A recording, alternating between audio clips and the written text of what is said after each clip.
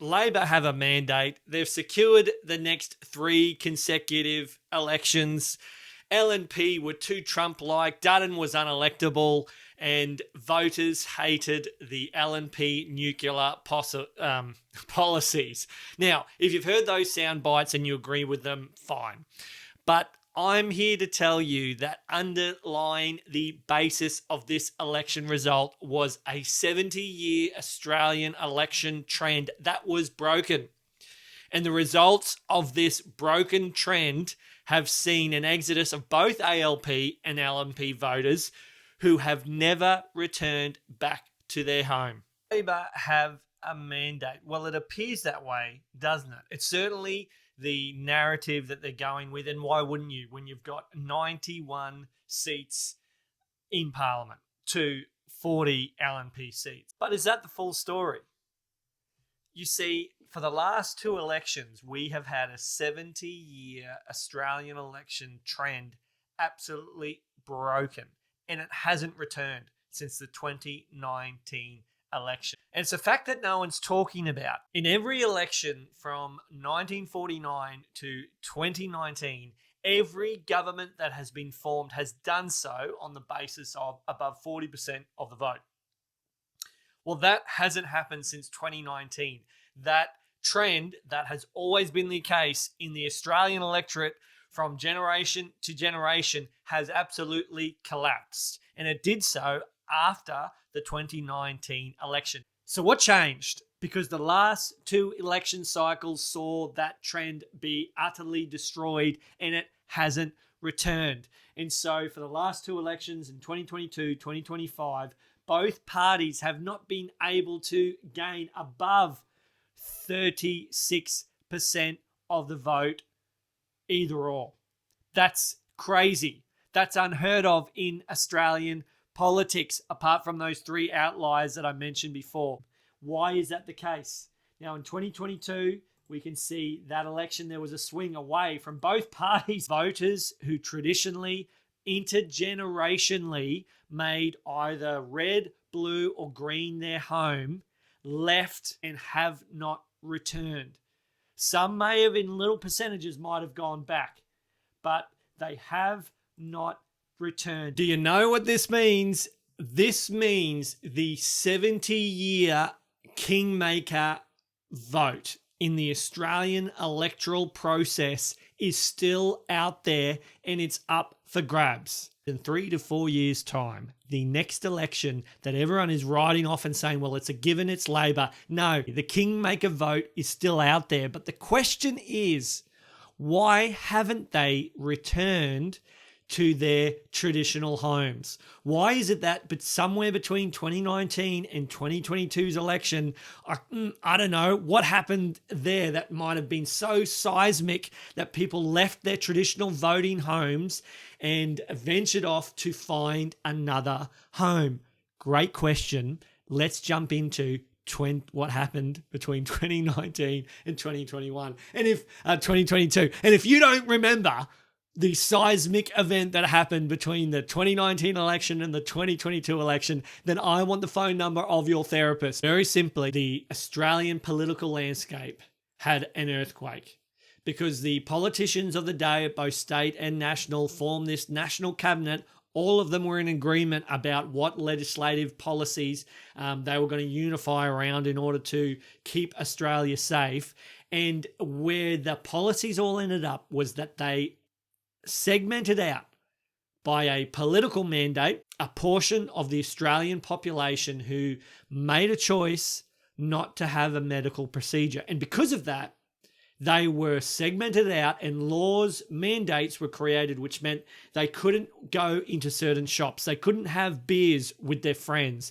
They were deemed, healthy people were deemed health risks. People who were well respected within their communities. And what this meant in the 2022 election and what the stats hold up is it saw a further deterioration of the major parties' votes in their first preference. Those who put their first vote with the major parties, there was a swing away from them. And I remember that I ran for a minor party and I had people from red, traditional intergenerational red voters, green voters, all the colors of the rainbow voters coming to my party to help my candidacy, to hand out my how to vote cards. Another trend, new demarcation of political lines for that election. And the point is that vote in 2022, what left those major parties was the king-making vote. It's the percentage of people who found their way into and made their own home in minor parties. That king-making vote found another home. And they have not returned back to their original voting base. How do we know that? Well, because in 2025, we see the same 70-year trend has completely collapsed. It has not returned, though there has been some return back to the Labor Party. Not everyone has come home. The other typifying event of that COVID period was Scott Morrison, that seemed like the ultimate conservative candidate, was proven to be one of the most illiberal prime ministers that we've had, certainly in my lifetime, even though he had rhetoric of liberal conservative values. When the pressure was on, he crumbled and turned illiberal. And the quintessential moment of this is when 250,000 people, and that's a conservative estimate. If you missed this, you weren't paying attention. 250,000 Australians from across the nation who were segmented out of the population. They were fired from their jobs routinely, or maybe they'd taken leave without pay. They were not allowed to have beers with their friends publicly. They got in the car, came from all over, and arrived in Canberra with their own food and their petrols in the car, their camper vans, their RVs, their trucks, and they arrived onto the field in front of the Australian Parliament to ask the Prime Minister of Australia to vote for the bill that was being tabled in Parliament that would strike down all the mandates throughout the nation, because federal law is higher than state law. And when they were crying out for help from a conservative, supposedly liberal, supposedly evangelical, excuse me, Jesus Christ, can I have a cup of water or an extra coat to wear, sort of come to Jesus moments, they rock up desperate and crying out for help. And the supposed liberal, conservative, evangelical Prime Minister rocked up on national TV and said, "Go home." Well, those people did go home, Scott Morrison and the ALP, who were supportive of that decision and in state government control right throughout the nation. They did go home, and they never returned to blue or red in the electoral cycle. Scott Morrison has a lot to answer for. However, looking forward, let's actually dig down into the further stats in the 2025 election. When you get into the 2025 major parties vote, some of the swings might be a little bit out, but the front number will remain true. The swing against nationally on the first preference vote is away from the Liberal or the LNP Queensland. So that's Crucifili and his mob. What is fascinating in the 2025 major parties landscape is, Australian Labor Party, that swing might be a few digits more in terms of how it ended up with the votes. But there was a swing towards. Now, it is not true to say that there was a swing completely away from the coalition. The swing, let me say it a different way, the king-making, conservative, value-based voter that has been around in the Australian electoral landscape for the last 70 years, that king-making conservative voter has not returned to the blue team, okay? And the swing has gone further away. They didn't trust you. When Dutton was finally reined in for his campaign and told to behave and be not like Trump, that lost further margins from the Liberal voters. However, the Nationals, the Country Liberal Party, managed to see a swing towards them. Why would that be? Because traditionally, in the coalition, the Nationals are the conservative farmers. They're on the land. They are downstream of many of our crazy woke policies, and it ends up in their farm or with what they can or can't use, or the energy prices have gone up. So it's more expensive to farm and to get those products finally into the store. Or there are now huge mining heavy solar panels that are being taken up on our farming land. They see it on their land and they don't like it. But they know that the National Party is a conservative vote who have some battlers in there that will fight for them. But they don't trust the LNP. They don't trust the Liberal Party. Now, the Australian Labor Party had seen return. They have gone to the minor parties. But you would be wrong, and this should be obvious to everyone, is they haven't gone to the Greens. No, they've swung away from the Greens. Now, I'm highlighting the Legal Cannabis Australian Party. We're just excluding them. Hey, they're Australians. They have the right to vote, but they are a one voting issue party. So we're going to exclude them for the moment. If you take them out of the list, the votes have gone towards what were being termed for the 2022 election, there's plenty of 20s in there, conservative freedom parties, or what we would define as classical liberal values. The freedom of conscience vote. The vote where people don't want government overreach, okay? These are the traditional kingmakers of both the ALP and the LNP for the last 70 years. These numbers here are where they have made their own home. And yes, that independent vote has gone up. Not because people like the Teals necessarily. The Teals have said that they're truly independent and, ignore all the money that's coming in from the same big corporate donor. They're essentially another Green vote. But the way they position themselves are that they are independents, and there are some true independents this election. I'm saying that's representing part of that ALP kingmaker vote. That's where it's gone. That's where it's sitting. 7% of the vote, your kingmaker vote. It still exists. It still would come back and vote for you.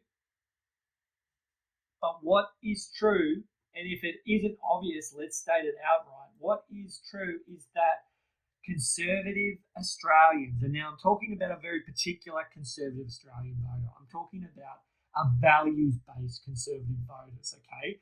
Not just your intergenerational Liberal and Labor Party voters who are, conservative or progressive voters, but they're just intergenerationally so. It's not, there aren't particular values that drive them in their voting preferences. It's just they're blue, they're red, they're always going to vote that. Those voters that just assume that the Liberal Party are still philosophically liberal, they're just going to continue to vote. They take that for granted for whatever reason they do that. But what is true and what has stood the test of time, if we go back to the last 2 years, is that the coalition slipped away from their king-making vote, is that values-based conservative voters, they're hyper-aware and they hyper-aware of their values, and they direct their votes according to their values. And it's this liberal freedom of conscience, freedom of religion, right to self-determine, and having a small government that keeps to their own sphere and doesn't overreach, like the Australian Constitution in the era that it was formed and how it was intended, and that type of values-based conservative voter. They direct it according to the values. They will not return home. Okay, let's get this straight. Look at those statistics. They will not show loyalty to the LNP if they perceive the party and their leader is shifting away from conservative values on the key issues. So these are the two things that we know for sure. LNP, are you listening as you vote for a new leader? Conservative Australians don't like a Liberal Party that is socialist, progressive, Labor-like. They don't like it. You're not going to win the king-making, values-based conservative voter back. You won't make it. They punished you the last two election cycles. But the other thing is true, that the Liberal Party has to get around their belt. is that progressive Australians, so the the values-based progressive voter, will never see the Liberal National Coalition as their home for their progressive vote. Not just they will never see it. You'll never compare. You'll never win the ALP or the Greens or the Teals progressive vote because they'll never see you as the progressive home. So, what does this mean? If you're going to vote, and the National Party, if you're going to vote for a leader who's using the language that, hey, the ALP or Albanese has secured the next 2 elections or the next 3 elections, understand you are now voting for a leader who will have a self-fulfilling prophecy. They are the wrong, visionless leader who doesn't know the 70-year trend principle of the kingmaker vote in the Australian political landscape. They haven't paid attention that the Nationals vote, sure, it's minuscule, but it went forward and the Liberal and the Liberal National Party's vote on the first preference swung away. They haven't paid attention that there's an 11.14% vote out there that's living elsewhere. They've made their own home because they're a values-based conservative voter. They are the kingmaker for the Conservative Party in the Australian electoral landscape. The last 70 years has proved it. Be ignorant if you want, and you will lose the next 2 election cycles. But let me tell you, the next 3 to 4 years, the election 3 to 4 years' time is wide open for a values-based conservative leader who takes up the true liberal meaning philosophically of the word liberal in the Liberal National Party. I dare say that they will also pick up that percentage that seems to swing back and forth between Labor and Liberal, who has also found their home still elsewhere in this 7% independent vote.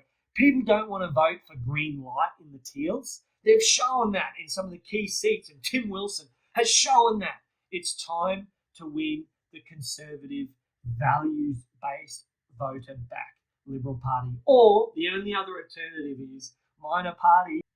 If you were to actually form one party, then you're going to be somewhat competitive.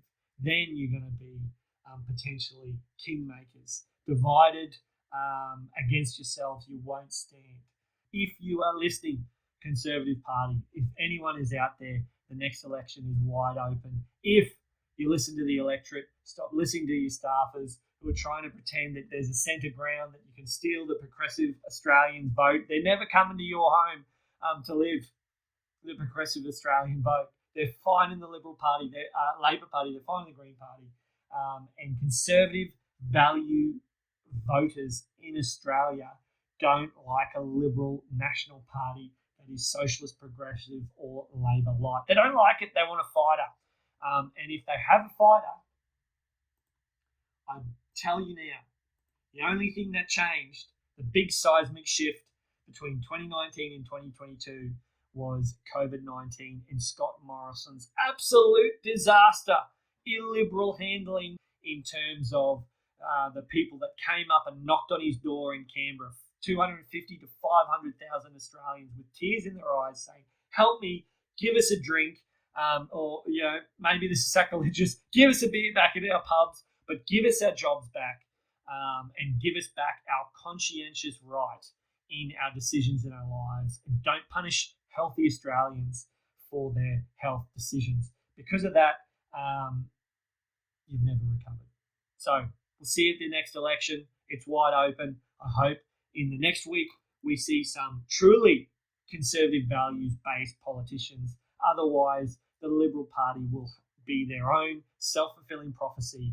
They'll go woke again. They'll go to the centre. They'll lose more of their ground. And those conservative values voters, the king-making vote, will not come.